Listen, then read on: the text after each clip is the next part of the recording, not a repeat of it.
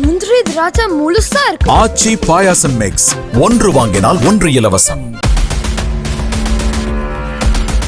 சிவகங்கை மாவட்டம் திருப்புவனத்தில் ஹெல்மெட் அணிந்து கொண்டு கையில் பெரிய சுத்தியலோடு வந்த சுமார் 10 பேர் கொண்ட கும்பல் ஒன்று சித்திரை செல்வி என்பவரின் கடை மற்றும் வீட்டில் உள்ள பொருட்களை அடித்து சேதப்படுத்தியதாக சிசிடிவி பதிவு வெளியாகியுள்ளது. இந்த தாக்குதலில் சித்திரை செல்வியின் மகள் ஆதீஸ்வரி காயமடைந்து மருத்துவமனையில் அனுமதிக்கப்பட்டார். சொத்து தகராறு முன் விரோதத்தில் தாக்குதல் நடைபெற்றதாக கூறப்படும் நிலையில் போலீசார் விசாரித்து வருகின்றனர்.